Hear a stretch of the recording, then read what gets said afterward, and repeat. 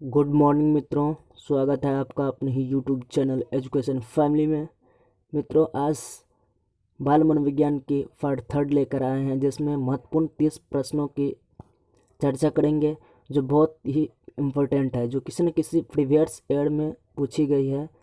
जो भी previous years के पूछे गए प्रश्न है, हर प्रश्नों का सलूशन आगे करवाते रहेंगे, जो आने वाले एग्ज़ाम्स के लिए बहुत ही बेहद और महत्वपूर्ण है। ये आपकी नींव को, बेस को मजबूत करती है, आपके माइंड को प्रिफर करती है। तो चलिए देर न करते हुए सेशन स्टार्ट करते हैं। जो भी मित्र पहली बार चैनल पे आए हैं वो वीडियो को सब्सक्राइब और लाइक कर दें, जिनसे सब्सक्राइब करने से आपको ये फ़ायदा होती है कि जो भी वीडियोज हम डालते हैं, हर वीडियो का नोटिफिकेशन आपके पास जल्द और तुरंत पहुँचे। दोस्तों, एक बात बतला दें कि इन्हीं चैनल पे हम सीटेट स्पेशल पर्यावरण का भी सीरीज चला रहे हैं, जो आप ज़रूर देखिए। वे आपके लिए बहुत ही बेहद और महत्वपूर्ण हो सकता है। उनमें हर टॉपिक के बाद उनका अभ्यास प्रश्न भी करवाते हैं, तो उनको देखना ना भूलें। चलिए देर न करते हुए स्टार्ट करते हैं। फर्स्ट नंबर क्वेश्चन कहता है, शिक्षा के क्षेत्र में पाठ्यचर्या शब्दावली ... की ओर संकेत करती है। देखिए, ये हर टीचिंग एग्ज़ाम्स के लिए बेहद महत्वपूर्ण है, चाहे वो आने वाले बिहार स्टेट हो या सीटेट हो या एमपी टेट हो या आरटेट हो, सभी के लिए महत्वपूर्ण और बहुत ही कारगर सिद्ध हो सकता है। फर्स्ट नंबर कहता है, शिक्षा के क्षेत्र में पाठ्यचर्या शब्दावली ... की ओर संकेत करती है। यहाँ जो पाठ्यचर्या शब्दावली दिया गया है, यह पाठ्यचर्या शब्दावली किसकी ओर संकेत करती है? तो देखिए, पाठ्यचर्या शब्दावली की चर्चा करने से पहले हम दो शब्दावली की चर्चा करेंगे यहाँ, कि पाठ्यचर्या और एक होता है पाठ्यक्रम। पहला है पाठ्यचर्या, एक होता है पाठ्यक्रम। दूसरा क्या होता है? पाठ्यक्रम। एक पाठ्यचर्या और एक पाठ्यक्रम। तो पाठ्यचर्या और पाठ्यक्रम में डिफरेंस यह है कि पाठ्यचर्या से तात्पर्य और पाठ्यक्रम का तात्पर्य देखिए। पाठ्यक्रम का तात्पर्य, पाठ्यक्रम का दायरा सीमित होता है, ये केवल विषय वस्तु और बुक तक ही सीमित रह जाती है। पढ़ाई जाने वाली जो बुकें होती है, उनसे उनके पुस्तकों तक ही क्या होता है, पाठ्यक्रम सीमित रह जाती है। लेकिन अगर हम पाठ्यचर्या की बात करें तो इनका दायरा बहुत ही विस्तृत होता है। पढ़ाई जाने वाले बुक पुस्तकों से लेकर हमारे विद्यालय के अंतर्गत जितने भी कार्यक्रम होते, जैसे खेल हो, कूद हो, सफाई का कार्यक्रम हो, अलग अलग खाने पीने, मध्याह्न भोजन का कार्य हो, अलग अलग जो भी कार्य हो, हर कार्यों की सूची, हर कार्यों की लिस्ट, चाहे व्यायाम हो, हर कार्यों की लिस्ट उसमें समाहित होता है, उसमें उनके अंदर लिखी होती है। वही क्या होता है? पाठ्यचर्या होता है, जिसके अंतर्गत संपूर्ण कार्य समाहित हो जाता है। तो इस स्तर से आप अनुमान लगा लिए होंगे कि पाठ्यचर्या शब्दावली का तात्पर्य है कि शिक्षण पद्धति एवं पढ़ाई जाने वाली विषय वस्तु। फर्स्ट नंबर देखिए, तब ये तो नहीं होगा क्योंकि ये पाठ्यक्रम के अंतर्गत आ जाएगा। सेकंड है विद्यालय का संपूर्ण कार्यक्रम, जिसमें विद्यार्थी प्रतिदिन अनुभव प्राप्त करता है। बहुत ही इम्पोर्टेंट है ये। देखिए, यही है पाठ्यचर्या का तात्पर्य, कि पाठ्यचर्या के अंतर्गत वे सारे कार्यक्रम आ जाते हैं जिसमें विद्यार्थी संपूर्ण कार्यक्रम प्रतिदिन कार्यक्रम का अनुभव प्राप्त करता है। तो कौन सा हो जाएगा? Option number second. यहाँ थर्ड देखिए, मूल्यांकन प्रक्रिया होगा, इन्हें कक्षा में प्रयुक्त की जाने वाली पाठ्य सामग्री, ये भी इनका भी दायरा क्या है? सीमित है। कौन सा हो जाएगा? Option number second.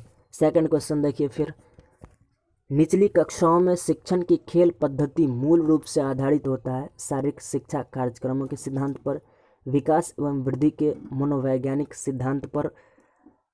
Third number या सेकंड नंबर देखिए क्या कहता है, शिक्षण पद्धतियों के सिद्धांतों पर। फोर नंबर कहता है शिक्षण के समाज शास्त्रीय सिद्धांत पर। तो निचली कक्षाओं में शिक्षण की खेल पद्धति जो होती है वो विकास एवं वृद्धि के मनोवैज्ञानिक सिद्धांत पर आधारित होता है। किस पे? विकास और वृद्धि के मनोवैज्ञानिक सिद्धांत पे। इसलिए होता है कि इस समय बालक में उतनी अच्छी तरीक़ा से वृद्धि एवं विकास नहीं हुई रहती है। अगर हम बालकों को जो शिक्षण करवाते हैं, उनकी जो खेल पद्धति होती है, नियमें होती है, और विकास और वृद्धि के मनोवैज्ञानिक सिद्धांत पर अगर आधारित रहेगी तो बच्चों में विकास अच्छी तरीक़ा से होगी और वृद्धि भी होगी। विकास के साथ साथ उनमें वृद्धि भी सुचारू रूप से होगी। इसलिए खेल या शिक्षण की जो खेल पद्धति का सिद्धांत होता है वो विकास और वृद्धि के मनोवैज्ञानिक सिद्धांत पर ही आधारित होता है। चलिए थर्ड नंबर कहता है कि एक बच्चा अतीत के समान परिस्थिति में की गई अनुक्रिया के आधार पर, अर्थात अतीत के समान मतलब बीते समय में, पिछला बीते हुए समय है, पहले जो कोई काम को किया है उसी के आधार पर नई स्थिति के प्रति मतलब फिर से अभी वर्तमान में अनुक्रिया करता है, यह किससे संबंधित है? तो ये सीखने के तत्परता के नियम से ही, इनको डायरेक्ट आप ध्यान रखें कि कोई बच्चा अगर पहले कोई कार्य किया है और उन्हीं से संबंधित, उन्हीं के समान फिर कार्य को दोहरा रहा है, फिर से कर रहा है, तो समझिए वो अपने कार्य के प्रति क्या है, तत्पर है, जागरूक है। तो कह सकते हैं यहाँ ऑप्शन नंबर 4 से होगा कि सीखने का तत्परता का नियम। सीखने का सादृश्य नियम ये इनसे हटके हो जाता है। सीखने का प्रभाव नियम ये भी उनसे हटके हो जाता है। सीखने की प्रक्रिया का अभिवृत्ति नियम ये भी इनसे हटके है। कि सीखने का तत्परता नियम क्या है, ये इन पे लागू होता है कि वो अपने कार्य के प्रति तत्पर है। चलिए नेक्स्ट क्वेश्चन नंबर 4 देखते हैं। डिसलेक्सिया किससे संबंधित है? मानसिक विकार से, गणितीय विकार से, या पठन विकार से, या व्यवहार संबंधी विकार से? डिसलेक्सिया वैसे देखिए इनमें जो कुछ 7-8 बीमारियां हैं उनको हम अलग से एक टॉपिक बना के डाल देंगे। तब तक इसमें समझ लीजिए ऑप्शन से ही डिसलेक्सिया किससे संबंधित है? पठन विकार से संबंधित है। पठन विकार से संबंधित 2 बीमारियां हैं, अलेक्सिया और डिसलेक्सिया। याद रखेंगे, अलेक्सिया पढ़ेंगे, अलेक्सिया क्या पढ़ेंगे? अलेक्सिया। एक होता है अलेक्सिया और दूसरा क्या होता है? डिसलेक्सिया। ये जो पठन विकार से संबंधित बीमारियां होती है। कौन सा हो जाएगा? 4 का ऑप्शन नंबर 3 यहाँ हो जाएगा, पठन विकार। इनसे संबंधित 2 बीमारियां अलेक्सिया और डिसलेक्सिया, ध्यान रखें। 5 नंबर क्वेश्चन कहता है विशेष आवश्यकता वाले बच्चों को शिक्षा उपलब्ध कराई जानी चाहिए। देखिए विशेष आवश्यकता वाले बच्चे, और यही कह देता निःशक्त बच्चे। अगर निःशक्त कहता तो हम विशेष विद्यालयों में विशेष परिस्थिति और विशेष व्यवस्था के साथ उनको हम रखते और उनका शिक्षा ग्रहण करवाते, अगर निःशक्त बच्चा कहता है। लेकिन यहाँ विशेष आवश्यकता वाले कह रहे हैं उनको हम अन्य सामान्य बच्चों के साथ ही पढ़ाएंगे। इसलिए उनको अगर हम अन्य सामान्य बच्चों के साथ पढ़ाएंगे तो कुछ डिसेबिलिटी भी उसके अंदर होगी, तो ये इनके अंदर ये हीन भावना नहीं आएगा कि हम उनसे कमज़ोर है या उनसे अलग है या उनसे हम कुंठित है या उनसे हम दबे हैं। इसलिए उनको अन्य सामान्य बच्चों के साथ ही पढ़ाना चाहिए, न कि विशेष विद्यालय में विशेष आवश्यकता वाले शिक्षकों के साथ या विशेष नियम व्यवस्था के साथ। तो कौन सा हो जाएगा? ऑप्शन नंबर 1 यहाँ आंसर हो जाएगा। चलिए इसका आंसर दीजिए। कहते हैं आकलन को उपयोगी और रोचक प्रक्रिया बनाने के लिए ... के प्रति सचेत होना चाहिए। यहाँ नेगेटिव पॉइंट ढूंढना है, किसके प्रति हमको सचेत रहना चाहिए। तो कभी भी नेगेटिव ढूंढे उनसे पहले आप 3 पॉजिटिव छट जाए, अपने आप नेगेटिव छट जाएगा। कहते हैं अलग अलग विद्यार्थियों में तुलना करना, ये थोड़ा कमज़ोर पॉइंट लग रहा है। सेकंड, विद्यार्थियों को बुद्धिमान या औसत शिक्षार्थी की उपाधि देना। थर्ड करता है शैक्षिक और शैक्षिक क्षेत्रों में शिक्षार्थी के या विद्यार्थी के सीखने के बारे में जानकारी प्राप्त करने के लिए विविध तरीकों का प्रयोग करना। ये तो बहुत ही पॉजिटिव पॉइंट है। 4 है कहते प्रतिपुष्टि देने के लिए तकनीकी भाषा का प्रयोग करना, ये भी क्या है? पॉजिटिव पॉइंट है। फर्स्ट और सेकेंड में देखिए कहता है अलग अलग विद्यार्थियों में तुलना करना, और चौथा सेकेंड है कहता है विद्यार्थियों को बुद्धिमान या औसत विद्यार्थी की उपाधि देना। देखिए अलग अलग विद्यार्थियों में आप थोड़ा सा तुलना कर सकते हैं, वैसे नहीं करना चाहिए, लेकिन फिर भी इस यहाँ ऑप्शन की स्थिति के अनुसार आप कह सकते हैं कि 1 नंबर क्या है, थोड़ा सा पॉजिटिव है।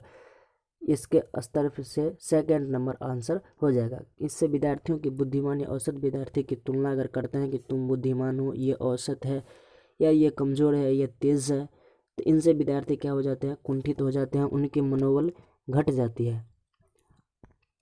तो कौन सा हो जाएगा? ऑप्शन नंबर सेकंड हो जाएगा। नेक्स्ट क्वेश्चन, प्रतिभाशाली होने का संकेत नहीं है।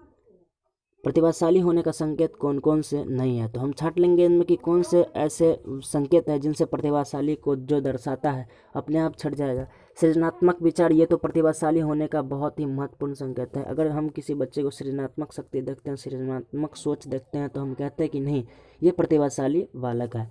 अभिव्यक्ति में देखिए, थर्ड नंबर, अभिव्यक्ति में नवीनता, अर्थात कोई भी बातों को हम किसी के पास रखते हैं, कोई भी बात को अभिव्यक्त करने का जो हमारा तरीका है हर वक्त नई ही होती है, कि हम आपके पास रखें तो कोई और तरीका से, किसी और के पास रखें तो कोई और तरीका से, तो ये भी तो प्रतिभाशाली होने का लक्षण है। जिज्ञासा, 4 नंबर का आता है जिज्ञासा, ये भी कोई भी चीज़ को चाह रखने की इच्छा, कोई भी चीज़ को पाने की चाह, ये भी पॉजिटिव है। दूसरों के साथ झगड़ना, ये क्या है? नेगेटिव पॉइंट है। यहाँ ऑप्शन नंबर सेकंड गलती हो जाएगा। तो कौन सा हो जाएगा? ऑप्शन नंबर सेकंड क्या है? नेगेटिव पॉइंट है, इसलिए सेकंड नंबर इसका आंसर हो जाएगा। 8 नंबर कहता है बच्चे दुनिया के बारे में अपनी समझ का सृजन करता है, इसका श्रेय डॉट डॉट को जाता है। ये ऑप्शन देखिए, कहता है बच्चे दुनिया के बारे में अपनी समझ का सृजन करते हैं, इसका श्रेय जाता है किसको? जीन पियाजे को। किसको? जीन पियाजे को। ये डिफिनेशन किसकी है? जीन पियाजे की। आप डिफिनेशन को एक किसी भी कीवर्ड से याद रख सकते हैं या बार बार पढ़ लीजिए, उसी से याद आपको ध्यान रहेगा। आप सृजन जब भी आए तो समझ लीजिए मनोवैज्ञानिक किसकी बात की जा रही है? जीन पियाजे की चर्चा की जा रही है। 9 नंबर कहता है कृतिका अक्सर घर में ज़्यादा बात नहीं करती है, लेकिन विद्यालय में वह काफ़ी बात करती है। यह दर्शाता है कि विद्यालय हर समय बच्चों को खूब बात करने का अवसर देता है। शिक्षकों की यह मांग होती है कि बच्चे विद्यालय में खूब बातें करें, ऐसा तो है नहीं। ये देखिए, विद्यालय हर समय बच्चे को खूब बात करने का अवसर देता है, ऐसा तो है नहीं कि हमेशा कहेगा तुम बात करो, तो फिर पढ़ेगा कब? शिक्षकों की यह मांग होती है कि बच्चे विद्यालय में खूब बातें करें, ऐसा भी नहीं है। कृतिका को अपना घर बिल्कुल पसंद नहीं है, थोड़ा सा मान लीजिए। और चौथा नंबर कहता है उसके विचारों को विद्यालय में मान्यता दी जाती है। जी, कृतिका को हो सकता है कि उनके घर पे उनकी बातों को, उनके विचारों को मान्यता नहीं दी जाती हो, ध्यान नहीं दी जाती हो, और विद्यालय में उनकी बातों को अच्छी तरीक़ा से सराहना करते होंगे लोग, विद्यालय में मानते होंगे लोग, या उनकी बातों को बढ़ावा देते होंगे, इसलिए वह वहाँ ज़्यादा बातें करता है और घर पे कम बातें करता है। तो कौन सा हो जाएगा? ऑप्शन नंबर 4 इसका आंसर हो जाएगा। 10 नंबर क्वेश्चन देखिए, एक शिक्षक को अपने शिक्षार्थियों की क्षमताओं को समझने का प्रयास करना चाहिए। एक शिक्षक को अपने शिक्षार्थियों की क्षमताओं को समझने का प्रयास करना चाहिए। निम्न में से कौन सा क्षेत्र इस उद्देश्य के साथ संबंधित है? देखिए, विद्यार्थियों को समझने के लिए हम किसकी आवश्यकता होती है, आप इसका आंसर अपने अनुसार दें। ये बहुत ही बेहद और आसान प्रश्न है, इनका आंसर हम आशा करते हैं कि आप दे देंगे। कमेंट बॉक्स में इसका आंसर आप ज़रूर दीजिएगा, और इनका आंसर हम नेक्स्ट वीडियो में अपने स्तर से भी दे देंगे। फिर भी आप लोग देने की कोशिश कीजिएगा, क्योंकि बहुत ही बेहद आसान प्रश्न है कि विद्यार्थियों के बारे में जो हम अध्ययन करते हैं वो किन से रिलेटेड है। 11 नंबर कहता है सीखने की प्रक्रिया में अभिप्रेरणा। अभिप्रेरणा क्या है? सीखने की प्रक्रिया में जो हम बच्चे जो सीखते हैं उसमें अभिप्रेरणा का क्या रोल होता है? शिक्षार्थियों की स्मरण शक्ति को पैना बनाती है, तीक्ष्ण बनाती है, हो सकता है। पिछले सीखे हुए को नए अधिगम से अलग करती है। थर्ड कहता है शिक्षार्थियों को एक दिशा में सोचने की योग्य बनाती है। और 4 नंबर कहता है शिक्षार्थियों में सीखने के प्रति रुचि का विकास करती है। चलिए आप अपने अनुसार आंसर दीजिए। देखिए, सीखने की प्रक्रिया में अभिप्रेरणा का कार्य क्या होता है? वो स्मरण शक्ति को पैना करती है। अभिप्रेरणा, देखिए अभिप्रेरणा ये याददाश्त शक्ति से रिलेटेड, याददाश्त शक्ति से तो कोई रिलेटेड है ही नहीं अभिप्रेरणा। सेकंड देखिए, पिछले सीखे हुए को नए अधिगम से अलग करती है, ये अलग नहीं जबकि जोड़ती है। ये भी क्वेश्चन क्या है? गलत है। थर्ड कहता है शिक्षार्थियों को एक दिशा में सोचने के योग्य बनाती है, ये थोड़ा सा संभव है। 4 कहता है शिक्षार्थियों में सीखने के प्रति रुचि का विकास करता है। जब हम किसी व्यक्ति को अभिप्रेरित करते हैं, उनको मोटिवेट करते हैं, तो ये अभिप्रेरणा उनको क्या करता है, कोई भी काम को करने के प्रति, कोई भी प्रतिक्रिया को करने के प्रति उसके अंदर रुचि का विकास करता है। तो कह सकते हैं कौन सा हो जाएगा, ऑप्शन नंबर 4 हो जाएगा। वीडियो के साथ बने रहिए, बहुत ही मज़ेदार प्रश्नों का श्रृंखला है, आप ज़रूर देखें। चलिए अगला प्रश्न देखिए। चलिए 11 नंबर का क्या आंसर दे दिए, शिक्षार्थियों में सीखने के प्रति रुचि का विकास कराती है या करती है। चलिए ऑप्शन नंबर 4। अगला 13 नंबर देखिए, सीखना समृद्ध हो सकता है। क्या कहता है, सीखना समृद्ध हो सकता है यदि, फर्स्ट नंबर कहता है वास्तविक दुनिया से उदाहरणों को कक्षा में लाया जाए जिसमें शिक्षार्थी एक दूसरे से अंतःक्रिया करे और शिक्षक उस प्रक्रिया को सुगम बनाए। ऑप्शन तो बहुत ही पॉजिटिव लग रहा है। हमेशा पॉजिटिव, जब भी क्वेश्चन पॉजिटिव हो तो पॉजिटिव छांटने की कोशिश करें कि कौन सी पॉइंट इसमें पॉजिटिव है, कौन नेगेटिव है, उनको अलग करने की कोशिश करें। कक्षा में, सेकंड देखिए, कक्षा में अधिगम से अधिक शिक्षण सामग्री का प्रयोग किया जाए। थर्ड कहता है शिक्षक विभिन्न प्रकार के व्याख्यान और स्पष्टीकरण का प्रयोग करे। कक्षा में आवधिक परीक्षाओं का पर अपेक्षित ध्यान दिया जाए। देखिए इसमें सारे के सारे पॉइंट क्या है, पॉजिटिव है। जब सभी पॉइंट पॉजिटिव हो तो हम ये देखेंगे कि सबसे ज़्यादा पॉजिटिव कौन से पॉइंट है, कि सबसे ज़्यादा पॉजिटिव कौन से पॉइंट है। तो आप देखें कि आपके स्तर के अनुसार, आपके अनुसार कौन से पॉइंट ज़्यादा पॉजिटिव है, ज़रूर ध्यान दें उन पर। तो देखिए सीखना समृद्ध हो सकता है, मतलब हमारे लिए उपयोगी समृद्ध किसके कब हो सकता है, कि जब हम कोई भी चीज़ें पढ़ते हैं, कोई भी चीज़ें जानते हैं, तो उनका संबंध हमारे साथ वास्तविक रूप से हो, मूर्त रूप से हो, हमारे सामने में हो। वास्तविक दुनिया से उदाहरणों को कक्षा में लाया जाए। जैसे कक्षा में हम कोई भी चीज़ पढ़ाते हैं तो हम अपने समाज से रिलेटेड वास्तविक चीज़ों के उदाहरण देंगे, जिनसे बच्चे में क्या होगा, एक दूसरे के साथ अंतःक्रिया और क्या करेंगे, जिसमें विद्यार्थी एक दूसरे के साथ क्या करेंगे, अंतःक्रिया करेंगे और शिक्षक उस प्रक्रिया को सुगम बनाएंगे। मतलब वास्तविक चीज़ों का जब हम कक्षा में उदाहरण देंगे तो बच्चे ये भी जानेंगे कि नहीं, ये हाँ सही में यह हमारे साथ घटित घटना है या हमारे समाज में इस तरह की बातें हैं।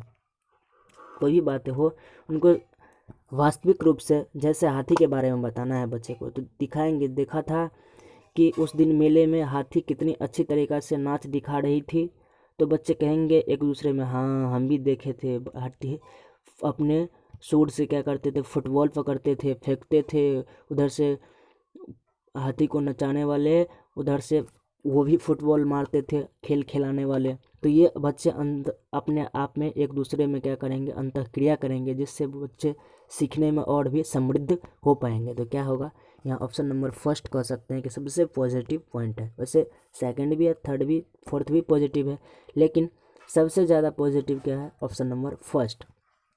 चलिए आगे देखते हैं। कहते हैं निम्न में से कौन से कथन को सीखने की प्रक्रिया की विशेषता नहीं मानना चाहिए। सीखने की प्रक्रिया की विशेषता कौन सी, अर्थात कौन सा ऐसा ऑप्शन है जिनसे हमें यह स्पष्ट नहीं होता है कि सीखने में यह कामयाब है। फर्स्ट कहता है शैक्षिक संस्था ही एकमात्र संस्था है जहां अधिगम प्राप्त होता है। ऐसा नहीं है। जब भी ही लगाए, आप ध्यान दें कीवर्ड पे, जब भी ही लगाए, इसका मतलब समझ लीजिए कि ये इन बातों पे जोर दे रहा है, ज़बरदस्ती कर रहा है। जब भी जोर ज़बरदस्ती की बात हो तो उस समय हमेशा ऑप्शन नेगेटिव होता है।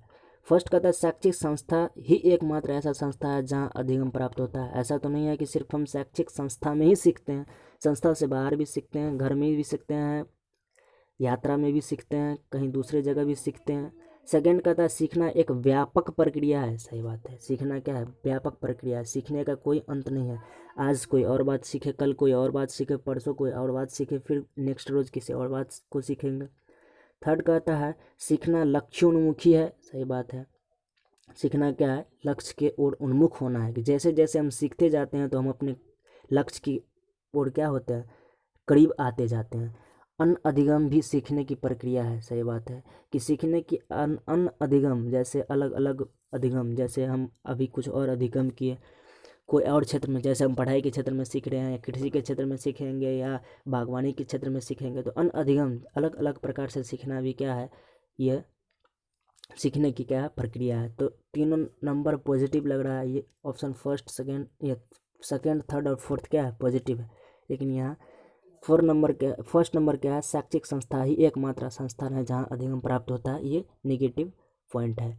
तो हमको निगेटिव ही छांटना था कि सीखने की प्रक्रिया में विशेषता नहीं मानना चाहिए। तो फर्स्ट नंबर ऑप्शन कौन सा हो जाएगा, ऑप्शन नंबर फर्स्ट।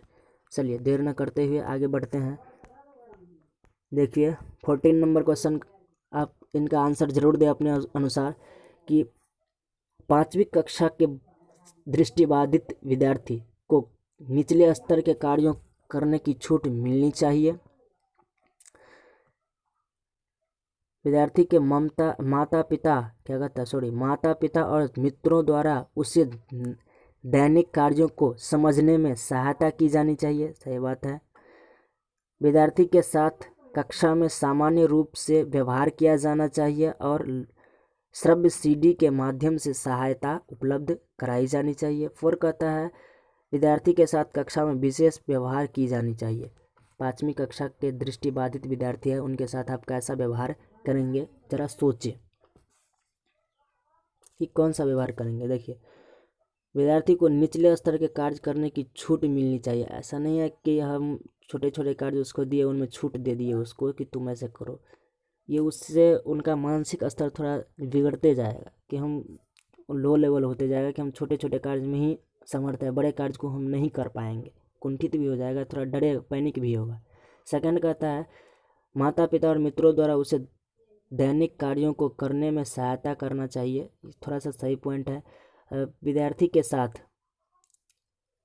कक्षा में सामान्य रूप से व्यवहार किया जाना चाहिए और श्रव्य सीडी के माध्यम से कक्षा से सहायता उपलब्ध कराई जानी चाहिए, ये भी सही पॉइंट है। और विद्यार्थी के साथ कक्षा में विशेष व्यवहार की जानी चाहिए। कक्षा में विशेष व्यवहार करेंगे तो वो अपने आप को कुंठित महसूस करेगा। तो यहाँ देखिए 4 नंबर ऑप्शन और फर्स्ट नंबर ऑप्शन तो वैसे ही कट गया। थर्ड और सेकंड के बारे में आप सोचेंगे कि थर्ड और सेकंड में से कौन सा हो जाए। तो सेकंड और थर्ड में से सबसे अच्छा पॉइंट कौन सा लगता है कि ऑप्शन नंबर थर्ड, कि विद्यार्थी के साथ कक्षा में सामान्य रूप से व्यवहार किया जाना चाहिए और श्रव्य सीडी चलचित्र के माध्यम से उनको पढ़ाई करवाना चाहिए। कौन सा हो जाएगा, ऑप्शन नंबर थर्ड हो जाएगा। चलिए नेक्स्ट क्वेश्चन देखते हैं। बने रहिएगा वीडियो के साथ अंत तक, बहुत ही बेहद और महत्वपूर्ण होने वाला है आपके लिए। 15 नंबर कहता है प्राथमिक स्तर पर एक शिक्षक में निम्न में से किसे सबसे महत्वपूर्ण विशेषता मानना चाहिए। प्राथमिक स्तर पर आप एक शिक्षक होने के नाते कौन सी विशेषता को सबसे महत्वपूर्ण मानेंगे। पढ़ाने की उत्सुकता को, धैर्य और दृढ़ता को, शिक्षण पद्धतियों और विषयों के ज्ञान में दक्षता, अति मानक भाषा में पढ़ाने की दक्षता। देखिए प्राथमिक स्तर पर एक शिक्षक में, तो एक शिक्षक के अंदर जो सबसे बड़ी विशेषता है वह उनके अंदर धैर्य और दृढ़ता होनी चाहिए, न कि शिक्षण पद्धतियों और विषयों का ज्ञान। वैसे तो ये होना ही चाहिए सभी के अंदर। अति मानक भाषा में पढ़ने में दक्षता, ये भी नहीं। और पढ़ाने की उत्सुकता, ऐसा नहीं है कि हम उत्सुक है कि आज हमको पढ़ाना है, आज हमको पढ़ाना है, ये उत्सुकता उनको काम नहीं देगी। सबसे ज़्यादा जो महत्वपूर्ण है, जो विशेष महत्वपूर्ण है, सबसे महत्वपूर्ण क्या है, उनके अंदर धैर्य और दृढ़ता आनी चाहिए। जिसके अंदर धैर्य और दृढ़ता आ गई उसके अंदर इन सभी गुणों का समावेश अपने आप हो जाएगा। चलिए अगला क्वेश्चन देखते हैं। 16 नंबर क्या कहता है कि वह अवस्था जब बच्चा तार्किक रूप से वस्तुओं व घटनाओं के विषय में चिंतन प्रारंभ करता है। क्या, तार्किक रूप से तर्क वितर्क करना प्रारंभ करता है, तार्किक रूप से चिंतन प्रारंभ करता है, वह कौन सी अवस्था होती है। संवेदी प्रेरक अवस्था या औपचारिक संक्रियात्मक अवस्था, पूर्व संक्रियात्मक अवस्था या मूर्त संक्रियात्मक अवस्था। इसका आंसर जरूर दें आप, कौन सा होगा। क्या कहता है वह अवस्था जब बच्चा तार्किक रूप से वस्तुओं व घटनाओं के विषय में चिंतन प्रारंभ करता है। तो तार्किक रूप से चिंतन वह कब करता है? मूर्त संक्रियात्मक अवस्था में ही करता है, क्योंकि यह इन अवस्था में बच्चे तर्क वितर्क करना प्रारंभ कर देते हैं। मूर्त आप जीन पियाजे के संज्ञानात्मक विकास की अवस्थाओं के बारे में अध्ययन किए होंगे, तो उनमें 4 अवस्थाओं की चर्चा की गई थी, जिनमें से फर्स्ट नंबर क्या था? संवेदी प्रेरक अवस्था, दूसरा था पूर्व संक्रियात्मक अवस्था, और तीसरा था मूर्त संक्रियात्मक अवस्था, और चौथा क्या था? औपचारिक या औपचारिक संक्रियात्मक अवस्था, जिसमें आप संवेदी प्रेरक अवस्था की विशेषता को जाने होंगे कि उनकी क्या क्या विशेषताएं होती है। पूर्व संक्रियात्मक अवस्था की विशेषता को जाने होंगे। यहाँ मूर्त संक्रियात्मक विशेषता की अवस्था की चर्चा कर लेंगे थोड़ा सा हम, कि मूर्त संक्रियात्मक अवस्था में बच्चे के अंदर कौन कौन सी विशेषताएं होती हैं। उनके अंदर सोचने समझने की जो क्षमताएं होती है वह थोड़ा सा विकसित होने लगती है, और पिछले के अपेक्षा क्या होता है? वस्तुओं को पहचानने लगता है, जानने लगता है, वर्गीकरण करने लगता है, विभेदीकरण करने लगता है, थोड़ा तर्क करने की प्रक्रिया आने लगती है वस्तुओं को समझने की। चलिए, तो कौन सी हो जाएगी? ऑप्शन नंबर 4 यहाँ। वैसे जीन पियाजे से रिलेटेड एक टॉपिक हम करवा देंगे, उनमें आपको कोई भी प्रॉब्लम नहीं होगा।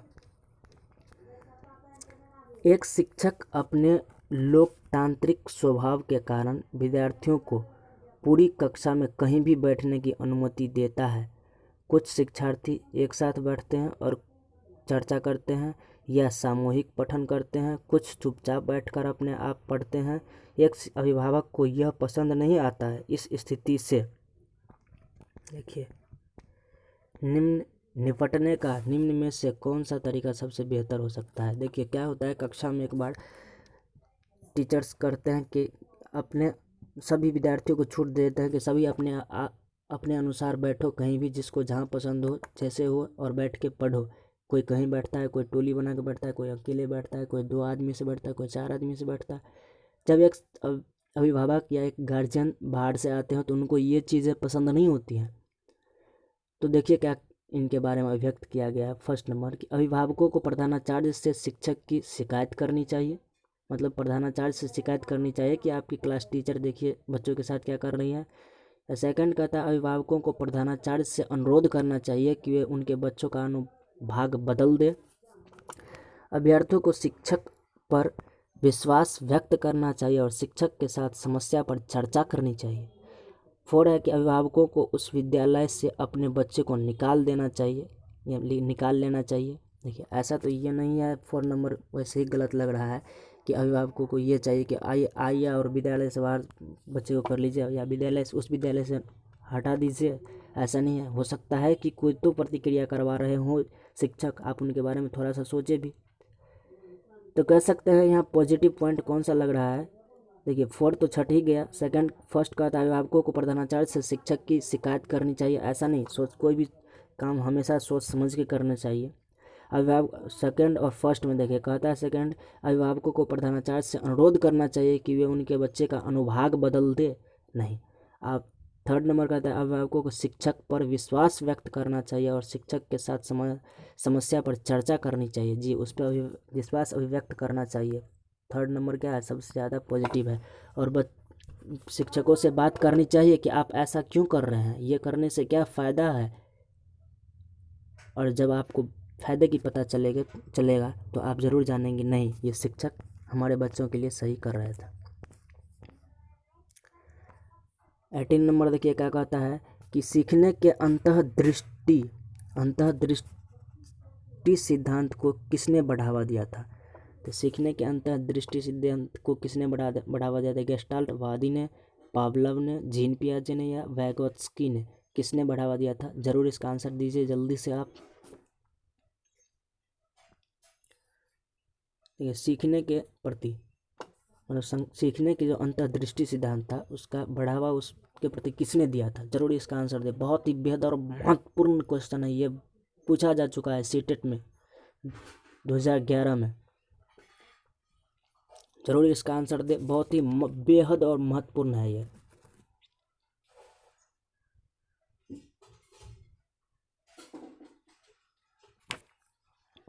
देखिए, अब आशा करते हैं आप दे दिए होंगे आंसर। सीखने का अंतर्दृष्टि का सिद्धांत ये गेस्टाल्ट वादियों के द्वारा दिया गया था। किसके द्वारा? गेस्टाल्ट वादियों के द्वारा। गेस्टाल्ट वादी है जैसे कोफका, कोहलर और वर्देमियर। कौन सा? कोफका, कोहलर और वर्देमियर, ये गेस्टाल्टवादी मनोवैज्ञानिक है। इन्होंने ही सीखने के अंतर्दृष्टि सिद्धांत का प्रतिपादन किया था। सीखने के अंतर्दृष्टि सिद्धांत का प्रतिपादन गेस्टाल्टवादियों के द्वारा ही किया गया था, जिसके अंतर्गत कोफका, कोहलर और वर्देमियर आते हैं। इसमें सूझबूझ के द्वारा सीखने पर बल दिया गया है। देखिए अगला क्वेश्चन, बच्चों के बौद्धिक विकास की 4 विशिष्ट अवस्थाओं की पहचान की गई। बौद्धिक विकास की 4 विशिष्ट अवस्थाओं की पहचान किसके द्वारा किया गया? जरूर इसका आंसर दें आप। बच्चों के जो बौद्धिक विकास के 4 विशिष्ट अवस्था का अध्ययन किया गया वह जीन पियाजे के द्वारा किया गया था, जो आपको पिछले क्वेश्चन में बताए थे कि संवेदी प्रेरक अवस्था, पूर्व संक्रियात्मक अवस्था, मूर्त संक्रियात्मक अवस्था और अमूर्त संक्रियात्मक अवस्था, जिसमें संवेदी प्रेरक अवस्था और उनसे रिलेटेड जो भी पॉइंट था हम बतलाए थे कि संवेदी प्रेरक अवस्था की उम्र कितनी होती है, उनकी उम्र सीमाएं होती है 2 से 7 वर्ष। पूर्व संक्रियात्मक 7 से 11 होती है। पूर्व संक्रियात्मक कितनी होती है?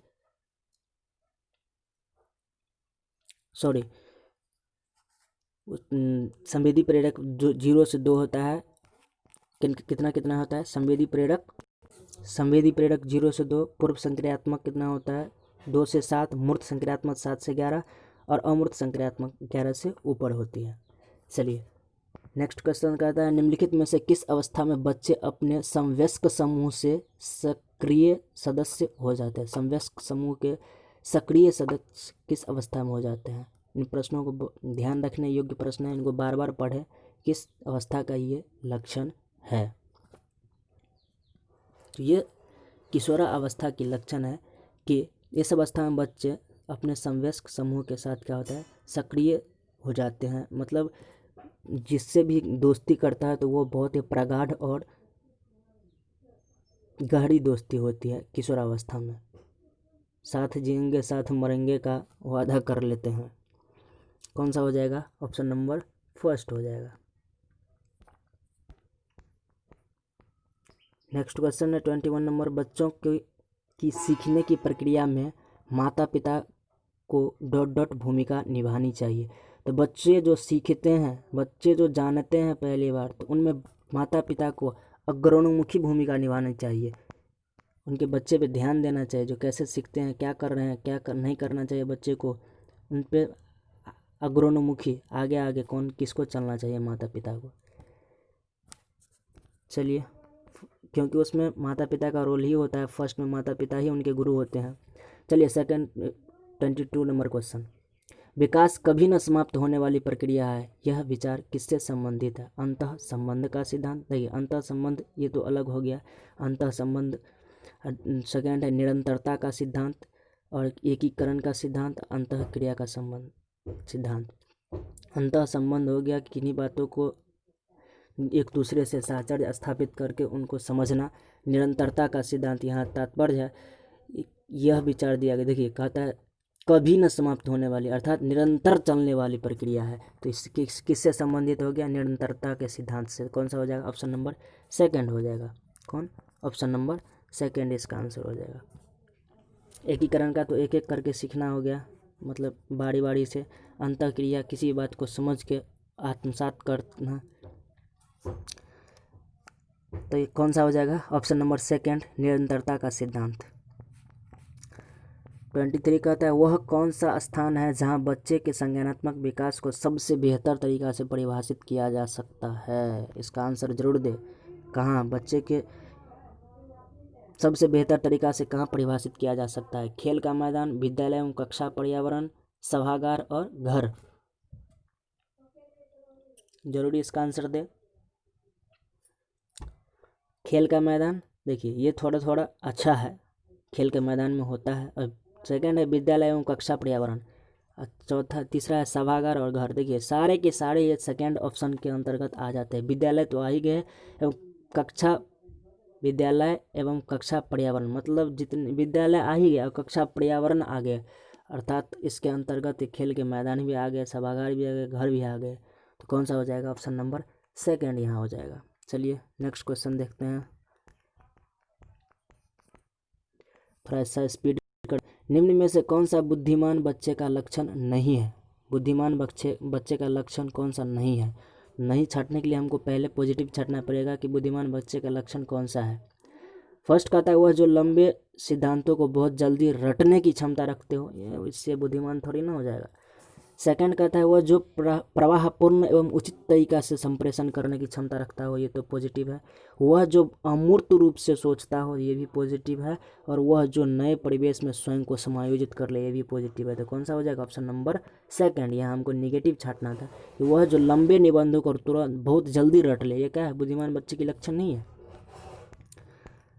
25 देखिए, कहता है डॉट डॉट को एक अभिप्रेरित शिक्षण का संकेत माना जाता है। अभिप्रेरित शिक्षण का संकेत माना जाता है किसको? देखिए, कक्षा में अधिकतम उपस्थिति, इससे अभिप्रेरित थोड़ी ना हो जाएगा। अभिप्रेरित शिक्षक द्वारा दिया गया उपचारात्मक कार्य, विद्यार्थियों द्वारा प्रश्न पूछना, कक्षा में एकदम खामोशी। कौन सा होगा? जल्दी टिक लगाए, बहुत ही बेहद और आसान प्रश्न है ये। कौन सा हो जाएगा? विद्यार्थियों द्वारा प्रश्न पूछना। देखिए, जब भी कक्षा में शिक्षक पढ़ाते हैं और पढ़ाने के दौरान ही या पढ़ाने के उपरांत जब भी विद्यार्थी क्वेश्चन पूछते हैं तो कक्षा में शिक्षक क्या होता है? बहुत ही अभिप्रेरित होते हैं कि हम जो पढ़ाए वो मेरा पढ़ाया हुआ कितना सफल रहा, कुछ तो सीखा, कुछ तो जाना, जिनसे वो प्रश्न पूछ रहा है। तो जब भी कक्षा में विद्यार्थी प्रश्न पूछते हैं तो शिक्षक बहुत ही ज़्यादा अपने आप को अभिप्रेरित महसूस करते हैं, अभिप्रेरित होते हैं। शिक्षार्थियों द्वारा प्रश्न पूछा जाना, ऑप्शन नंबर थर्ड हो जाएगा। चलिए अगला है, कहता है निम्नलिखित में से कौन सा बच्चे के सामाजिक मनोवैज्ञानिक आवश्यकताओं के साथ संबंध नहीं है? सामाजिक मनोवैज्ञानिक आवश्यकताओं का संबंध नहीं है। देखिए थोड़ा सा बैवलिंग हो गया, आगे देखते हैं कौन सा था।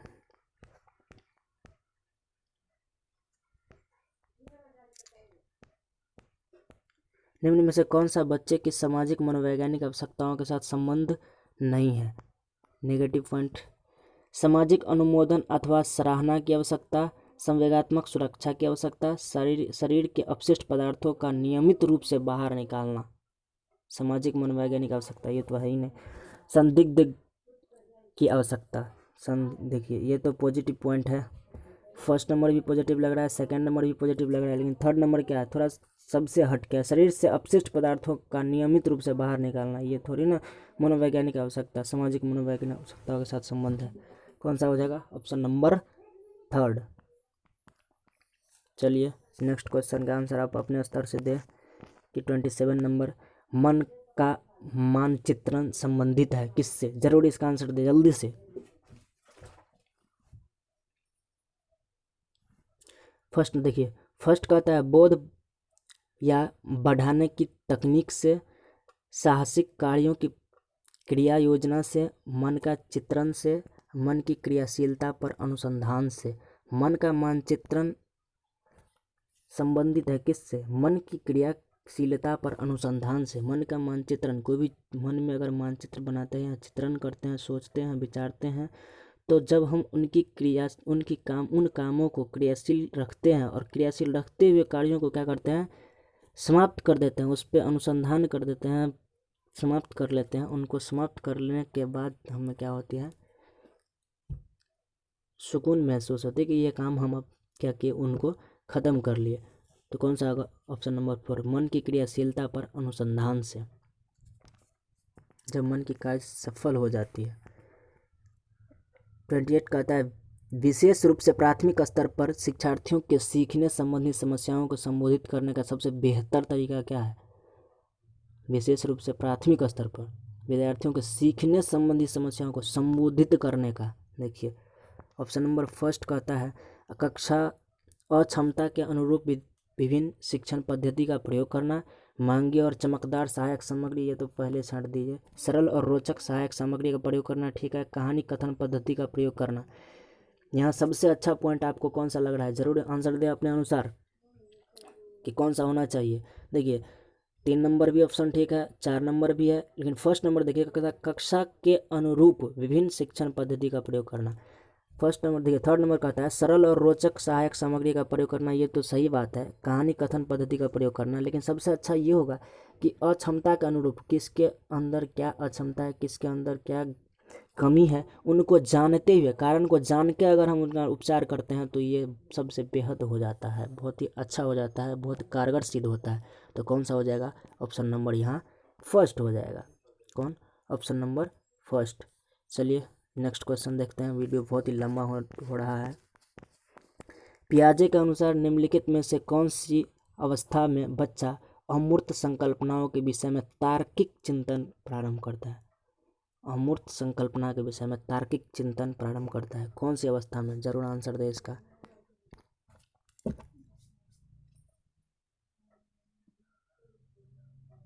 तार्किक चिंतन जब भी देखिए, सबसे पहले तो आप ये देखिए कि कौन सी अवस्था है की बात करें, अमूर्त संकल्पनाओं के विषय में। अमूर्त संकल्पना के विषय में बच्चा तभी सोचता है जब वह किस में चल जाता है, औपचारिक संक्रियात्मक अवस्था में चली जाता है, जो जिसकी अवस्था होती है 11 वर्ष से ऊपर। पहले भी बताए थे कि संवेदी प्रेरक अवस्था 0 से 2 होता है, पूर्व संक्रियात्मक क्या होता है 2 से 7 होता है, और मूर्त संक्रियात्मक क्या होता है 7 से 11 होती है। यहाँ ऑप्शन नंबर सेकंड हो जाएगा, कौन सा, औपचारिक संक्रियात्मक अवस्था। देख लिए कोई यहाँ किसी को कन्फ्यूजन हो सकता है कि मूर्त संक्रियात्मक अवस्था क्यों नहीं हुआ, तो देखिए मूर्त संक्रियात्मक अवस्था यहाँ इसलिए नहीं हुआ क्योंकि यहाँ अमूर्त संकल्पनाओं के विषय में कह रहा है, और जब भी अमूर्त संकल्पना लगा दी तो अमूर्त विषय के बारे में, अमूर्त चीज़ों के बारे में सोचना समझना बच्चों के अंतर्गत औपचारिक संक्रियात्मक अवस्था में ही आता है, इसलिए सेकंड नंबर यहाँ ऑप्शन हो जाएगा। आप पियाजे के सिद्धांत को एक बार पढ़ ले, ये बहुत ही बेहद है आपके लिए। वैसे हम इनसे रिलेटेड टॉपिक जरूर करवाएंगे, लेकिन लास्ट और बेहद महत्वपूर्ण क्वेश्चन देखिए कौन सा हो जाएगा, इसका आंसर आप दे। हम निम्न में से कौन सा शिक्षार्थियों में सृजनात्मकता का पोषण करता है। सृजनात्मकता का पोषण अर्थात पॉजिटिव है, हमको पॉजिटिव इसमें ढूंढना है। अच्छी शिक्षा के व्यवहारिक मूल्यों के लिए विद्यार्थियों का शिक्षण, प्रत्येक शिक्षार्थी की अंतर्जात प्रतिभाओं का पोषण करने एवं प्रश्न करने के अवसर उपलब्ध कराना। थर्ड, विद्यालयी जीवन के प्रारंभ से उपलब्धि के लक्ष्यों पर बल देना। फोर्थ है शिक्षा में अच्छे अंकों के लिए शिक्षार्थी की कोचिंग कराना। ये तो सबसे गलत पॉइंट कौन लग रहा है, ऑप्शन नंबर 4 ही लग रहा है, तो कौन सा हो जाएगा, ऑप्शन नंबर सेकंड यहाँ होगा कि प्रत्येक शिक्षार्थी के अंतर्जात प्रतिभाओं को पोषण करना एवं प्रश्न करने के अवसर उपलब्ध कराना सबसे इम्पोर्टेंट लग रहा है सेकंड पॉइंट, क्योंकि देखिए फर्स्ट नंबर तो गलत ही है डायरेक्ट। थर्ड नंबर देखिए विद्यालयी जीवन के प्रारंभ से उपलब्धि के लक्ष्यों पर बल देना, ऐसा नहीं है, बच्चे को सीखने पर बल देना चाहिए, ये नहीं कि परीक्षा में अच्छे से अच्छे अंक लाने पर बल देना चाहिए। फर्स्ट कहता है अच्छी शिक्षा के व्यवहारिक मूल्यों के लिए विद्यार्थियों को शिक्षण, ये तो सही है, लेकिन इनसे आपको ज़्यादा इम्पोर्टेंट कौन सा लग रहा है, सेकंड लग रहा है। तो चलिए दोस्तों, आशा करते हैं कि वीडियो आपको अच्छा लगा होगा। अच्छा लगा हो तो वीडियो को लाइक और सब्सक्राइब करना नहीं भूलिए, और इन्हीं चैनल पे हम जो पर्यावरण का सीरीज़ कर रहे हैं उनमें भी आप भाग लें। ये जो सीरीज़ हम करवाए हैं ये सीटेट एमपीटेट या आने वाले आगामी जितने भी एग्ज़ाम्स हैं उनके लिए बहुत ही बेहद महत्वपूर्ण है। चलिए आशा करते हैं कि वीडियो अच्छा लगा होगा। आज के लिए इतना ही, विदा लेते हैं, धन्यवाद। मिलते हैं नए टॉपिक के साथ नेक्स्ट वीडियो में।